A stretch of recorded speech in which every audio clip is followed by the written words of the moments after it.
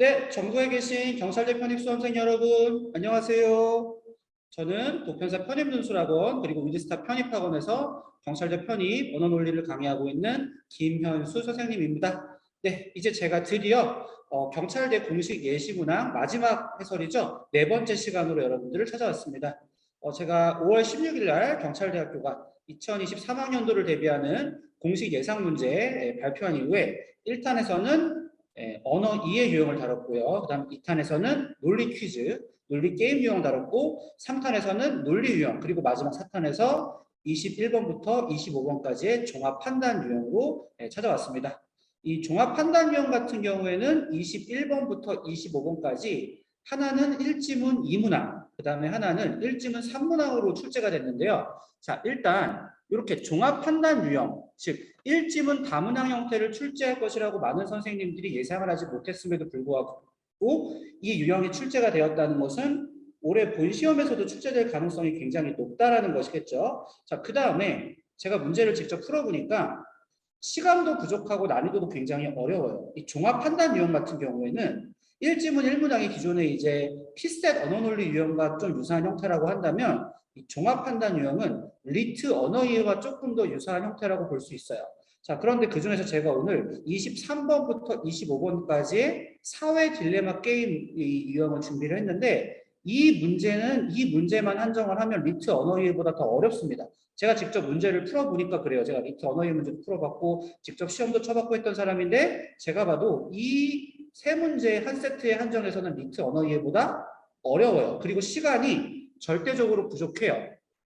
제가 꼼꼼하게 문제를 풀어보니까 굉장히 계산 문제적인 성격이 있어가지고 이 빨리 풀기가 어려운데 이거를 어떤 꼼수라든지 스킬을 써가지고 빨리 풀 수 있는 방법도 제가 보니까 없어요. 결론은 뭐냐면 종합 판단 유형은 1지문 1문항 유형에서 굉장히 시간을 많이 세이브를 해가지고 시간을 최소한 요 23번에서 25분 같은 경우에는 한 10분 정도는 남겨놔야 시험장에서 여유 있게 해결할 수 있을 것 같아요. 그만큼 시험장에서의 시간 관리가 여기 이렇게 문제가 나와 있는데 이 문제 같은 경우에는 반드시 시간이 오래 걸린다고 할지라도 미리 문제를 풀어본 다음에 제 해설 강의를 들어주셔야 여러분들이 학습 효과를 거둘 수가 있습니다. 반드시 문제를 미리 푸셨다는 것을 전제로 저는 해설을 해드리는 거예요. 자, 그러면 한번 제시문을 저랑 같이 보도록 할게요.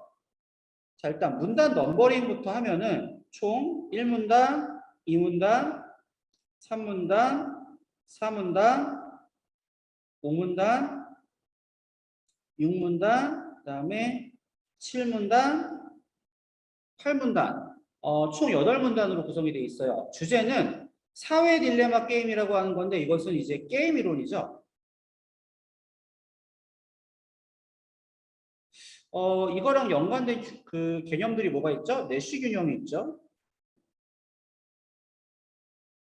사실 게임 이론에는 굉장히 여러 가지 변형된 형태들이 많은데 그중 하나의 형태인 사회 딜레마 게임을 가지고 출제하는 문제입니다. 이 문제 같은 경우에는 사회과학에서 이제 합리적 선택 이론이라 그래가지고 많이 연구가 되고 또 시험 문제도 종종 출제가 되는 그런 주제가 나왔어요.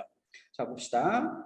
1950년 무렵 뭐 누가 창하했고 이런 거 하나도 중요하지 않고 사회 딜레마 게임은 자신의 이익을 극대화하려는 개인이 오히려 나쁜 선택을 하는 상황을 설명한다. 이익을 극대화하기 위해 나쁜 선택을 한다는 게 근데 사실 우리가 죄수의 딜레마 개념을 알고 있다면 어떤 상황인지 알고 있는 내용이죠. 딜레마 게임에서 두 행위를 듣고 고민하는데 한 행위는 협력하는 것이고 다른 행위는 배반하는 것인데 뭐가 더 이익이 되는 거예요? 협력을 했을 때 보다 많은 이익이 되는 것인데 결과적으로는 배반을 선택하기 때문에 이제 손해를 보는 상황이 발생하는 거죠.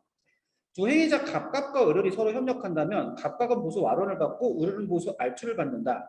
한 사람은 협력하고 배신할 경우에는 T2원, T2를 받지만 협력한 사람은 호구가 되어 S1, S2를 받고 쭉 이 내용이 이 표에 고스란히 나와 있으니까 그냥 이대로 이해하시면 돼요. 그 다음 사회 딜레마 게임을 단순하려고 보통 R1, R2, R, S1 가정하는데 여기서 우리 가정할 거고 사회 딜레마가 생기려면 기억의 관계가 성립해야 한다. 기억은 뭐냐면은 23번 문제 기억의 관계로 가장 적절한 것은 나와 있는데 PR, PSTR의 대소관계를 따지라는 거예요. 그런데 이 대소관계를 따지기 위한 근거가 여기 보시면은 3문단에 친절하게 나와 있습니다.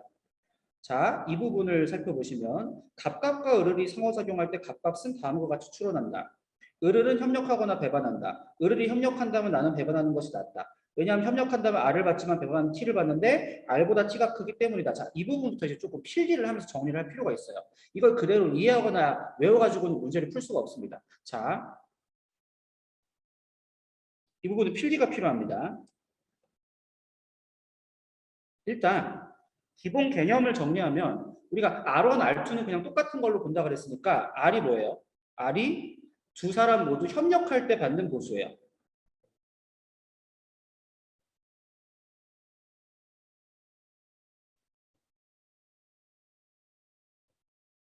그 다음에 T는 한 사람은 협력하고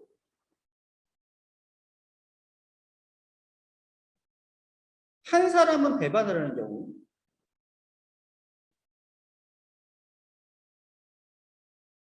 배반한 사람이 받는 보수입니다. 그 다음 S는 한 사람이 협력하고요. 똑같이 한 사람이 배반을 했을 때 협력자가 받는 보수인데 이때 협력자를 뭐라고 지칭하냐면 되게 눈물 나는 말인데 호구라고 지칭합니다.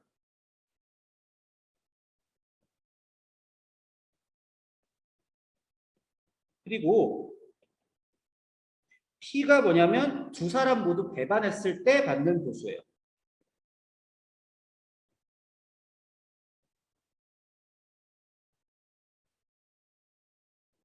그런데 갑갑이 이런 추론을 하는 거예요. 갑갑이 을을이랑 상호작용을 하는데 갑갑의 입장에서 생각해 봤을 때 자, 을을이 협력한다면 나는 뭐가 이득이다? 나는 배반이 이득이다. 즉 뭐가 뭐보다 크다? T가 R보다 크다. 그 다음 을을이 배반을 해도 배반하는 게 이득이다.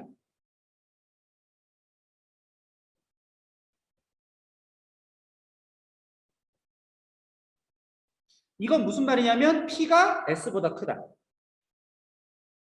그 다음 제시문에 보시면 을을도 동일한 추론을 합니다. 을을도 마찬가지로 추론할 텐데 각각씩 협력하든 배반하든 배반하는 것이 낫다. 둘은 서로 배반하여 각각 P를 받는데 이는 R보다 작다. 을을도 을의 입장에서 보더라도 갑갑이 협력을 하거나 배반을 하거나 나는 배반하는 게 이득이래요.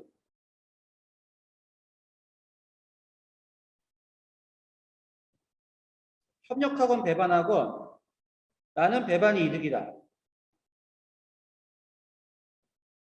R이 뭐보다 크다. T보다 크다. 자, 그럼 보세요. 이 세 가지를 정리하면 뭐가 나오냐면 T가 제일 크고 그 다음이 R이고요. 그 다음이 P고요. 그 다음이 S. 즉 보수의 순서가 T, R, P, S의 순서라는 것이 자동적으로 추론됩니다. 따라서 T, R, P, S의 순서니까 23번의 정답은 T, R, P, S 5번이 정답이 돼요. 자, 일단 이래서 23번 문제를 해결했는데 사실 시작하는 거에 지나지 않습니다. 우리가 이런 관문 두 개를 더 넘어야지 이 세트를 끝낼 수가 있어요. 자, 여기서부터 좀 집중하셔서 들어야 됩니다. 갑갑과 을이 오직 한 번만 사회 딜레마 게임을 한다면 위에서 언급한 것처럼 둘 다 배반하는 게 나아요. 왜 그런지 아까 분석했어요. 그런데 두 번 한다면 어떻게 될까? 두 번 하는 경우에도 마지막에서 배반하는 것이 이득이다. 세 번만 하든 네 번만 하든 배반하는 것이 나은데 어떤 경우로 생각해 보냐면 그러면 한 10번 상호작용한다고 생각해 보자. 무슨 말이냐면 한 번, 두 번, 세 번 이렇게 하는 거는 배반이 이득인데 10번이라는 상당히 많은 횟수를 상호작용했을 때도 배반이 이득인지를 생각해 보자는 거예요. 자, 여기서 네 가지 종류의 행위 성향을 지닌 사람들을 도입합니다. 사람들은 나름의 행위 성향을 지니며 그 성향에 따라 사람들을 갈라질 수 있다. 자, 디디는 다른 일을 불신하여 항상 배반하는 사람이고 CC는 항상 협력하는 착한 사람이고 덤덤은 자, 여기서 조금 애매한 표현이 나오는데 협력과 배반을 동전을 던져 마구잡이로 뽑는 사람이에요. 근데 여러분 이게 엄밀히 말하면 협력과 배반을 절반씩 반반 한 번씩 번갈아 가면서 한다는 얘기는 아니에요. 왜냐하면 동전 던지기에서 앞면이 나올 확률도 50%고 뒷면이 나올 확률도 50%인데 그렇다고 해서 여러분 동전 던지기를 10번을 했다라고 해서 무조건 앞면이 5번 나오리라는 것은 보증이 되지 않아요. 이 동전 던지기 게임이라는 게 이제 통계학 같은 거 조금 공부해 보시면 시행하는 횟수가 무한번에 가까울수록 확률이 특정 면이 나올 확률이 50%에 수렴하기는 하지만 산술적으로는 동전 던지기를 10번을 했을 때 전부 다 앞면이 나올 확률도 존재해요. 물론 매우 낮은 확률이긴 하지만. 그럼 이걸 우리가 어떻게 이해되느냐? 나중에 제가 말씀을 드리겠지만 이 문제 상황에서 덤덤이 협력과 배반을 동전을 던져 마구잡이로 뽑는다는 것은 한 번은 협력하고 한 번은 배반하고 교대로 반반씩 한다라고 이해해야 세 문제가 다 일관되게 풀려요. 제가 문제를 풀어보니까 그래요. 그런데 엄밀하게 말하면 그런 의미는 아니에요. 동전 던지기. 그러니까 사실은 이 문제가 출제자의 의도를 생각을 해봤을 때 제 생각에는 한 번은 협력, 한 번은 배반, 번갈아 한다라고 낸 게 맞는 것 같아요. 그래야지 24번 문제하고 25번 문제가 문제없이 일관성 있게 풀리는데 사실 이게 엄밀하진 않습니다. 그러니까 출제 오류라고 하기는 조금 애매하지만 문제가 조금 엄밀하지 못한 구석이 있다는 생각은 들어요. 그 얘기는 제가 좀 이따가 24번 문제랑 25번 문제 풀면서 다시 말씀을 드릴 거예요. 그런데 여러분 수험생들의 입장을 생각해보면 설령 출제 오류가 있다라고 하더라도 시험장에서는 출제자의 의도에 맞게 무조건 답을 맞춰야 되니까 이런 상황이 발생한다면 뭔가 좀 이상한데? 라는 생각이 들면 항상 이걸 생각해야 돼요. 출제자의 의도가 뭘까? 출제자의 의도가 뭘까는 이제 주어진 조건에 따라서 선지 그리고 문제에 따라서 사고를 하다 보면 얘는 같은 경우에는 한 번은 협력, 한 번은 배반하라고 출제자가 의도한 거구나. 다소 엄밀하지 못할 수 있겠구나. 이렇게 알 수가 있을 겁니다. 자, 그 얘기는 좀 이따 다시 하기로 하고 2는 처음에는 일단 협력을 하는데 그 다음에는 상대방이 협력으로 나올 때는 협력으로 보답하고 배반으로 나올 때는 배반으로 복사한다. 자, 이 부분도 조금 정리를 할게요. 자, 왜냐면 우리가 24번이랑 25번 문제를 풀어야 되니까 조금 정리를 하면 자, 길이는 항상 배반하고요.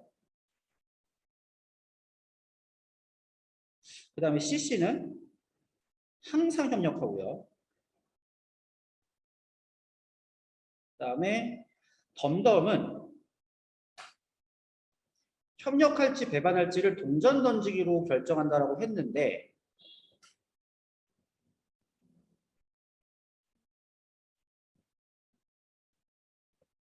확률적으로 엄밀하지 않지만 문제를 풀기 위해서는 한 번씩 교대로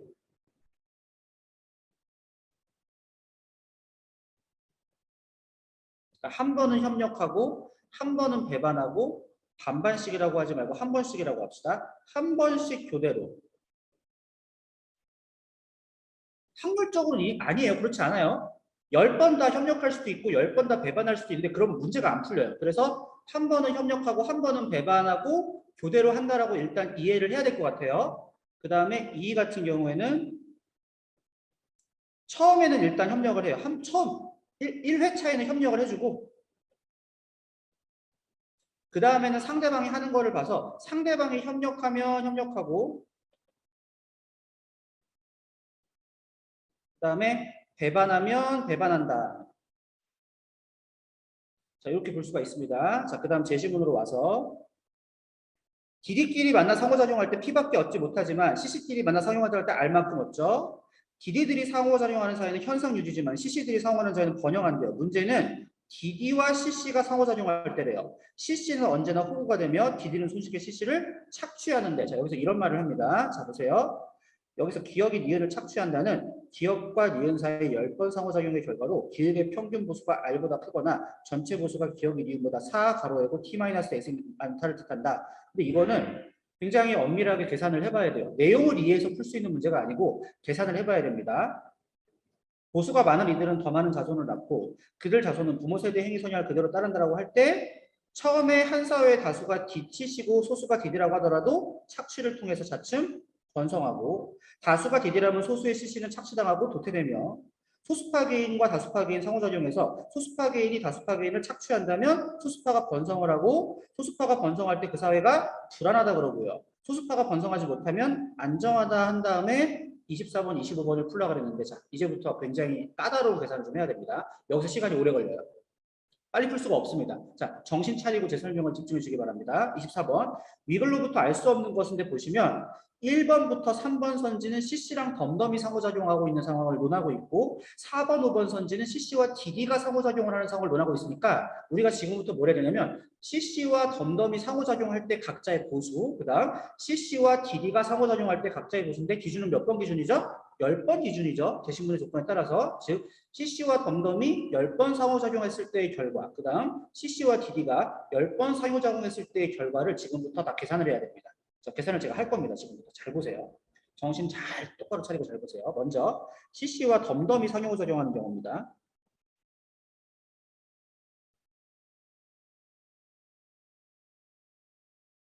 자, CC의 입장에서는 자, 우리가 아까 R, T, S, P를 이렇게 정리해놨기 때문에 자, 요거를 기초로 문제를 푸셔야 되는데 자, CC의 입장에서는 자, 덤덤은 어떤 사람이에요? 협력과 배반을 동전 던지기로 결정하기 때문에 덤덤은 CC한테 협력할 수도 있고 배반할 수도 있죠. 자, CC는 덤덤이 협력할 때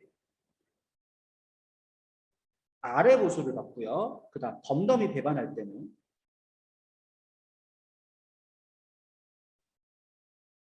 S의 보수를 받습니다. 자, 그 다음 덤덤의 입장을 생각해. 덤덤은 CC는 항상 협력하죠. 그럼 덤덤이 어떤 보수를 받을지는 랜덤으로 결정하니까 동전 던져가지고 협력을 결정할지 배반을 결정할지에 따라 달라지는 거예요. 덤덤은 CC한테 협력할 때는 R의 보수를 받고요. 그 다음 배반할 때는 T의 보수를 받습니다. 자, 그러면 10회 협력, 10회 상호작용한다고 가정해 볼게요.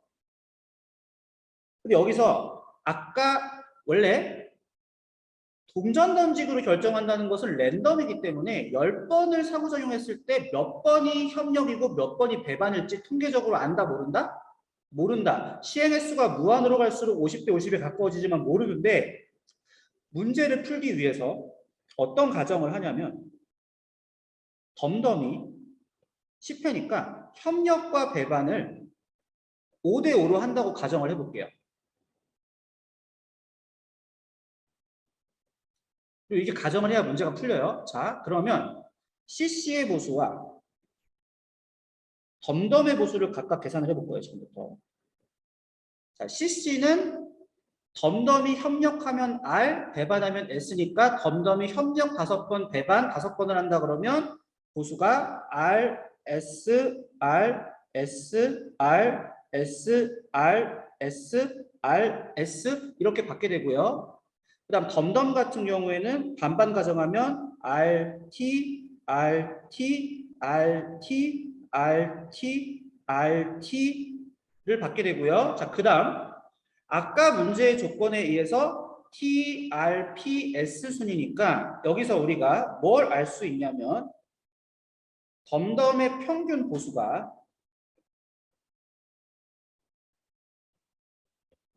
CC에 비해서 T-R을 5번 곱한 것만큼 많습니다. T-R이 아니라 T-S죠. 5 곱하기 T-만큼 더 많다라는 것을 알 수 있어요. 이것은 어떤 가정하에서 도출된 결론이냐면 덤덤이 협력을 5번을 하고 배반을 5번을 한다는 가정에서 도출된 결론이에요. 자, 그런데 여기까지 해놓고 1번 선지 볼게요. 1번 선지 보면 CC와 덤덤이 상호작용한다면 CC의 평균 보수가 P보다 작다라고 되는데 잘 보시면 CC의 평균 보수는 뭐가 되냐면 CC의 평균 보수는 2분의 R 플러스 S만큼이 돼요. 맞죠? 2분의 R 플러스 S만큼이 되는데 앞으로 가보시면 R은 P보다 크고 S는 P보다 작아요. 그러면은 R은 P보다 크고 S는 P보다 작으면 2분의 R 플러스 S가 과연 P보다 큰지 작은지는 대소관계를 알 수가 없어요. 따라서 1번이 틀리게 돼요. 그래서 1번이 정답인데 자 2번 볼게요. CC와 덤덤의 상호작용들에서 덤덤이 CC보다 더 작은 보수를 얻는 경우는 10% 미만이라는데 보시면 덤덤이 CC보다 더 작은 보수를 얻는 경우는 없어요. 왜? t가 항상 s보다 크기 때문에. 설령 동전 던지기에서 협력과 배반이 5대5로 안 나온다고 하더라도, 그러니까 이 가정, 5대5 가정을 버린다고 하더라도 덤덤이 얻는 보수는 항상 cc보다 크거나 같습니다. 절대로 작은 경우는 없으니까 더 적은 보수를 얻는 경우는 10% 미만을 넘어서 몇 프로예요? 0%니까 2번은 맞는 선지가 돼요. 자, 근데 3번 볼게요. CC와 덤덤이 10번 상호작용한다면 전체 보수는 덤덤이 CC보다 4, T-S 이상 많다라고 되어 있는데 우리가 계산을 한 걸 보면 덤덤이 협력과 배반을 5대5의 비율로 한다라고 한다면 덤덤의 평균 보수가 5T-S만큼 더 많아요. 그러면 3번이 맞는데 문제는 만약에 덤덤이 10번을 동전 던지를 해가지고 10번 다 뭐가 나온다? 협력을 한다 라고 하면 성립하지 않아요, 이게. 그러면 답이 몇 개가 되냐면 답이 2개가 돼요. 1번도 틀리고 3번도 틀려요. 말이 안 되잖아요. 그럼 여기서 어떤 판단을 해야 되는 거야? 이게 좀 이상하긴 한데 엄밀하지 못하지만 제시문의 조건이랑 3번 선지, 1번 선지를 고려해 봤을 때 이것은 출제자가 덤덤이 협력과 배반을 동전 던지기로 결정한다는 것은 협력 절반, 배반 절반, 5대5로 한다는 것을 가정한 것이구나 라고 생각할 수 있어요. 그러면 3번은 맞아요. 왜? 5, T-S만큼도 맞으니까 당연히 4, T-S 이상 맞죠. 따라서 1번이구나 라고 판단할 수가 있는 거예요. 그런데 여기서 오해설이 하나 있어요. 뭐냐면 제가 우연찮게 다른 선생님 해설하시는 걸, 이 문제 해설하시는 걸 들었는데 그 선생님이 어떻게 말씀하셨냐면 위로 올라가서 착취 개념을 준용할 수 있다. 무슨 말이냐면 기억이 니은을 착취한다는 기억과 니은 사이 10번 상호작용의 결과로 기억의 평균 보수가 R보다 크거나 전체 보수가 기억이 니은보다 4t 이상 많다를 뜻한다고 했는데 여기서 보시면 자 덤덤의 평균 보수가 5대5를 가정할 시에 덤덤의 평균 보수가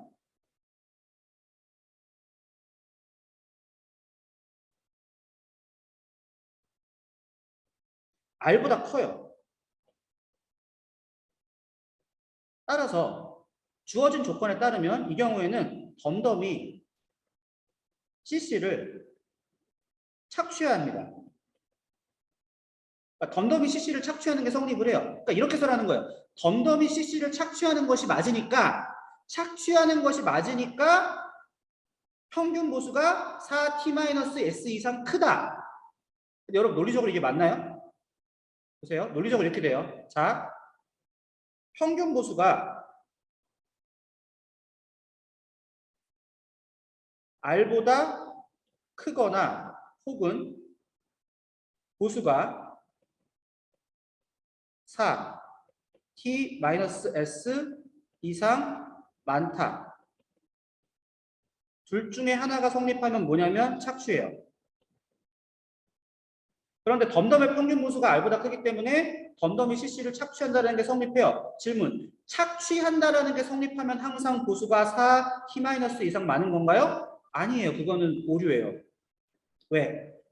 T- 이상만큼은 많지 않으면서 평균 보수가 R보다 커가지고 착취할 수도 있으니까. 추론이 돼? 안 돼? 안 돼요.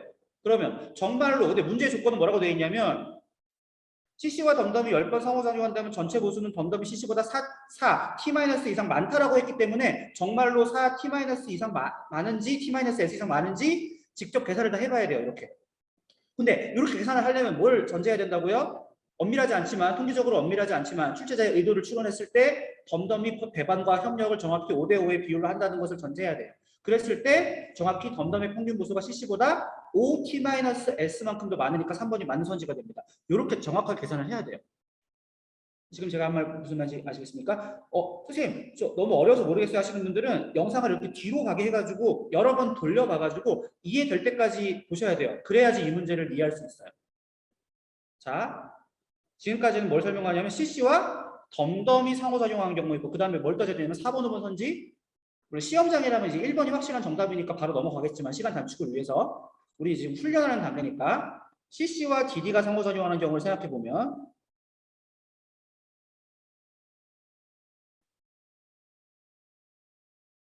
CC는 항상 S의 보수를 받게 되고 DD는 항상 고정적으로 t의 보수를 받게 됩니다. 따라서 이 경우에는 덤덤의 평균 보수가 제가 여기서 근데 죄송해요. 하나가 덤덤의 평균 보수가 t-s만큼 더 많다는 그게 아니라 평균 보수가 아니라 이건 뭐야? 전체 보수죠. 전체 보수와 평균 보수는 다르죠. 평균 보수는 10번을 한 보수의 평균이고 전체 보수는 합친 건데 제시문에 보시면 뭐라고 되어 있냐면 평균 보수가 R보다 크거나 전체 보수가 기억의 니은보다 4, t-s 이상 많은 거니까 전체 보수가 5, t-s 이상 더 많은 거니까 3번이 이제 맞는 선지가 되는 거고요. 죄송해요. 평균과 전체를 구분해야 되고요. 자, 그랬을 때 이 경우에는 덤덤의 평균 보수가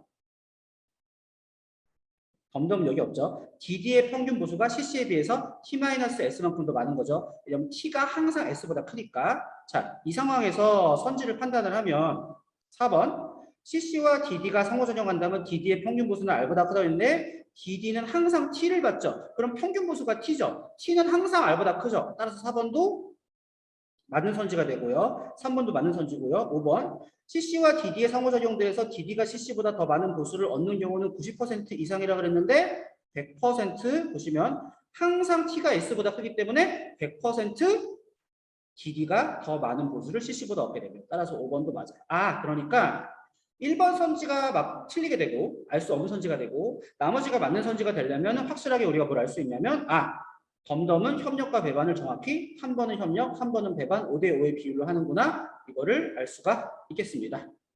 자, 아시겠죠? 오케이. 자, 그러면 이제 착취 개념을 가지고 안정성 문제를 판단하는 25번 문제를 풀 텐데 이것도 각각의 경우에 덤덤들이 다수인 사회에서 DDCC2와 상호작용, DD들이 다수인 상황에서 덤덤 CC2랑 상호작용, E들이 다수인 상황에서 덤덤 CC2랑 CC랑 상호작용하는 경우를 또 전부 다 계산을 해야 돼요. 계산하지 않으면 판단이 안 돼요. 근데 다만 계산을 일단 하나 해보면은 기존에 계산한 걸 활용해가지고 조금 더 빨리 할 수는 있는데 어쨌거나 계산을 다 해야 됩니다. 그래서 지금부터 이것도 다 계산을 할 겁니다. 자, 요거 24번 문제를 풀 때 제가 사용한 툴 한번 다시 정리해드리고요. 다시 한번 제가 오타라고 할까요? 잘못 말씀드린 거 하나만 잡아드리면 덤덤의 평균 보수가 OT-S만큼 더 많은 것이 아니라 덤덤의 전체 보수가 OT-S만큼 더 많은 거고 이 부분 체크해 주시고요. 자, 그 다음 계산을 할 건데 일단 기본적인 개념을 잡고 간다면 소수파가 다수파를 착취하는 경우에 소수파가 번성하는 거고요. 그 다음 소수파가 번성하는 경우를 불안이라고 하고 소수파가 번성하지 않는 경우를 안정이라고 합니다.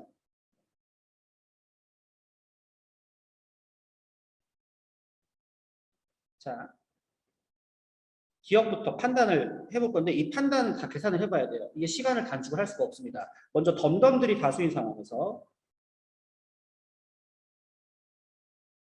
계산을 해보면 자, DD와 상호작용하는 경우 생각해볼게요. DD는 뭐냐면 항상 배반을 하는 거고 덤덤은 우리가 문제의 조건에 의해서 뭐라고 가정합니까? 한 번은 협력하고 한 번은 배반하고 자 그러면 덤덤들이 다수인 경우에 DD는 덤덤들이 협력하면 T, 배반하면 P의 보수를 받게 되고 덤덤의 경우 DD에 협력하면 S, 협력하지 않으면 P의 보수를 받게 됩니다. 따라서 이 경우에는 뭐가 나오냐면 전체 보수가 DD가 덤덤보다 문제 조건에 따라서 4 T-S 이상 많게 돼요. 아까 우리가 24번에서 계산한 메커니즘이랑 똑같습니다. 자, 그러면은 이건 무엇을 의미하냐면 문제 조건에서 이 경우에는 DD가 덤덤을 뭐 하는 거예요? 착취하는 거죠. 따라서 안정한 게 아니라 불안한 겁니다. 근데 기억에 뭐라고 되어 있냐면 안정하다고 했기 때문에 기억은 그냥 틀리게 돼요. 그럼 사실은 DD에서 불안이 떴기 때문에 CC나 E를 엄밀히 말하면 계산할 필요가 없어요. 그냥 바로 체크하면 되는데 우리 연습하는 단계니까 다 계산을 해보겠습니다. 자, DD랑 상호작용하는 CC. 자, CC랑 상호작용하는 경우는 CC는 덤덤이 협력한 경우에는 R, 배반하는 경우에는 S를 받게 되고 덤덤 마찬가지로 CC에 협력하는 경우 R, 배반하는 경우에는 T의 보수를 받게 되고요. 따라서 이 경우에는 덤덤의 평균 보수가 R보다 크게 됩니다. 따라서 이 경우에는 문제의 조건대로 안정하고요. 그 다음 E랑 상호작용하는 경우 자, E랑 상호작용하는 경우에 E는 덤덤들이 협력하면 R을 받게 되고 배반하면 P를 받게 되고요. 덤덤은 E에 협력하면 R을 받게 되고 배반하면 P를 받게 되니까 이 경우에는 E와 덤덤의 평균 보수가 동일해요.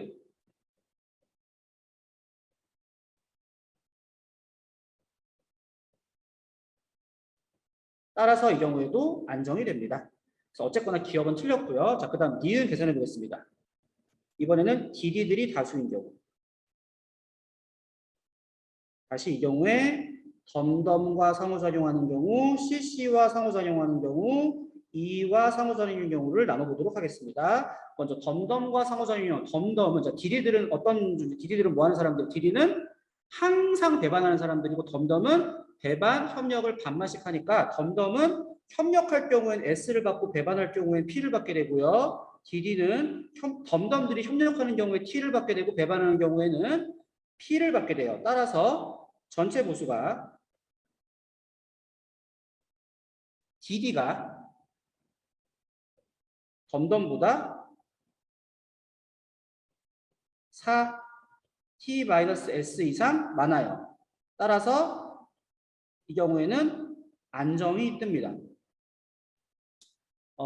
제가 조금 말을 빨리 하고 있는데 여러분이 직접 다 계산을 해보세요. 자, 그 다음에 CC 경우에는 CC는 뭡니까? 항상 협력하는 걸로 고정이 되어 있으니까 DD는 항상 배반이니까 CC는 고정적으로 S를 받게 되고 DD는 고정적으로 T를 받게 되니까 전체 보수가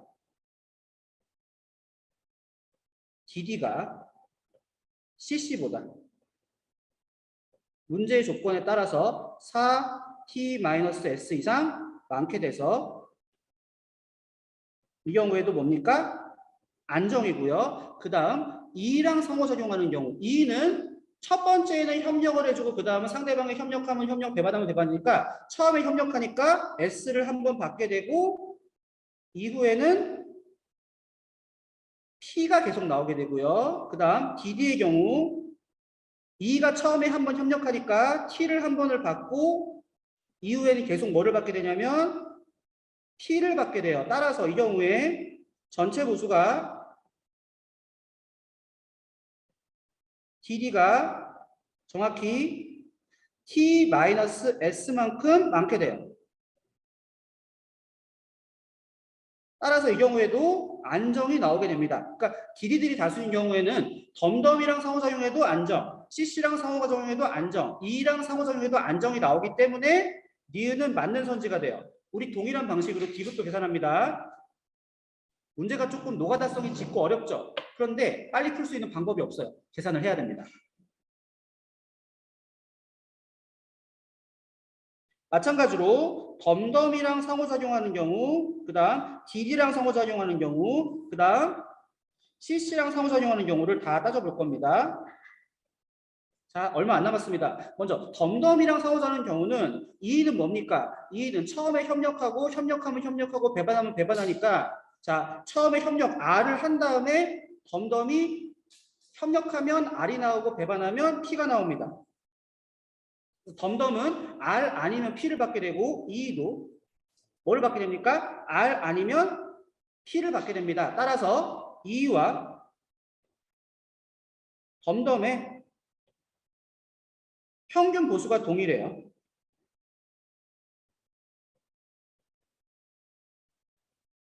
그렇기 때문에 뭐가 나옵니까? 안정이 나오고요. 그 다음 DD. 자, DD의 경우, 자, E 같은 경우에 처음에 협력을 하니까 T를 한번 받고 이후에 뭐를 받습니까? P를 받고요.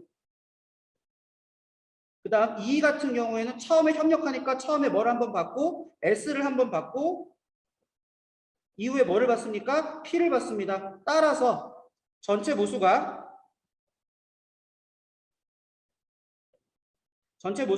누가 DD가 T-S만큼 많은데요. 소수파의 보수가 T-S만큼 많은 거 가지고는 뭐가 성립이 안 돼요? 뭐가 성립이 안 돼요? 착취가 성립되지 않기 때문에 이 경우에도 안정이고요. 왜? 착취가 성립이 되려면 4 가로 열고 T-S만큼 많아야 착취가 성립하는데 딱 T-S만큼만 전체 보수가 많기 때문에 착취가 성립되지 않아서 안정이고요. 마지막 CC랑 상호작용하는 경우에는 고정값으로 CC도 R을 받게 되고 E도 R을 받기 때문에 어떻게 됩니까? E와 CC의 평균 보수가 동일하죠? 따라서 이 경우에도 안정이 떠요. 즉 E는 덤덤이랑 상호작용하나 DD랑 상호작용하나 CC랑 상호작용하나 안정이기 때문에 디귿도 맞아서 기억 틀리고 니은 디귿 맞아서 정답이 4번이 되겠습니다. 여러분 어때요? 풀어보니까. 이거 쉽게 풀 수 있어요? 자, 다시 보여드릴게요. 이렇게 풀지 않고 빠르게 푸는 방법이 있다 없다? 없다. 결론. 이 종합판단 유형의 경우에는 제가 아까 그랬잖아요. 이 23에서 25번 문제 한정으로는 뭐보다 어렵다? 리트 언어이보다 어려워요. 왜냐하면 리트 언어이 같은 경우에 이렇게 복잡한 계산 문제 출제하지 않아요. 그런데 이런 문제를 출제했다는 것은 당연히 뭡니까? 변별력을 확보하기 위한 장치인 동시에 여러분들이 시험장에서 시간을 충분히 세이브해서 적어도 10분 정도를 마지막 한 세트 풀 때 세이브 해놓지 않으면 거의 문제를 찍다시피 해야 될 거예요. 결론은 시간 관리가 매우 중요하고 종합 판단 문제 난이도가 매우 높기 때문에 이런 것들에 대해서도 꼼꼼하게 계산해서 풀 수 있도록 공부를 하셔야 되고요. 이것은 경찰대 편입 언어논리 시험의 경우에는 문제 기조가 언어 시험이라는 것보다는 논리 시험이라는 특성이 훨씬 크고 그것이 이렇게 종합 판단 문제에서 나타나고 있기 때문에 여러분들이 논리 부분, 논리학에 더 중점을 두고 공부를 해 주셔야 고난이도 문제를 해결하실 수가 있습니다. 자, 이렇게 해서 4편을 마지막으로 5월 16일 날 발표된 경찰대 언어논리 공식 예상 문제에 대한 해설 강의를 모두 마치고요. 그 외에도 여러분들한테 도움이 되는 콘텐츠가 있다면 제가 올려드리겠지만 일단 이렇게 예제 문제에 대한 해설 강의는 이것으로 마치도록 하겠습니다. 제가 총 4번의 해설 강의를 통해서 모든 문제를 다 다루진 못했지만 중요하고 어려운 문제는 대부분 다뤄드렸는데 이 해설 강의가 여러분들의 언어논리 공부 방향성 설정에 도움이 되시기를 바랍니다. 네, 그러면은 많은 시간이 지났기 때문에 저는 여기서 이만 물러가 보도록 하고요. 저는 독편사 편입논술학원 그리고 위스타 편입학원에서 경찰대 편입 언어논리 담당하고 있는 김현수 선생님이었습니다. 수험생 여러분들의 건승을 기원합니다. 여러분 안녕히 계세요.